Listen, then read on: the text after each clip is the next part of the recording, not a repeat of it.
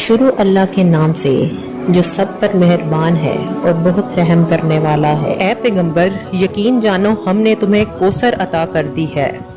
कौसर के लफ्ज़ी मायने हैं बहुत ज़्यादा भलाई, और कौसर जन्नत की इस हौज़ का नाम भी है जो हुजूर सल्लल्लाहु अलैहि वसल्लम के तसर्रुफ में दी जाएगी और आपकी उम्मत के लोग इससे सैराब होंगे।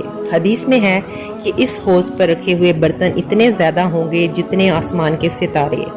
यहाँ ये लफ्ज़ अगर बहुत ज़्यादा भलाई के मायने में लिया जाए तो इस भलाई में हौज़े कौसर भी दाखिल है।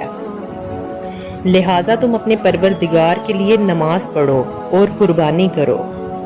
यकीन जानो तुम्हारा दुश्मन ही वो है जिसकी जड़ कटी हुई है।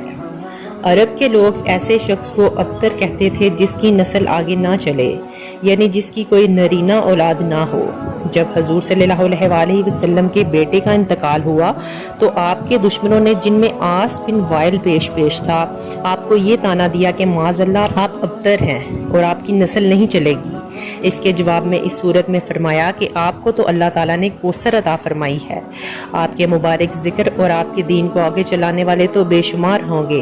अब्तर तो आपका दुश्मन है जिसका मरने के बाद नामो निशान भी नहीं रहेगा। चुनाचे ऐसा ही हुआ। हजूर सल्लल्लाहु अलैहि वसल्लम का तज़किरा और आपकी सीरत तैयबा तो अल्हम्दुलिल्लाह जिंदा जावेद है और ताने देने वालों को कोई जानता भी नहीं है, और अगर कोई इनका जिक्र करता भी है तो बुराई से करता है।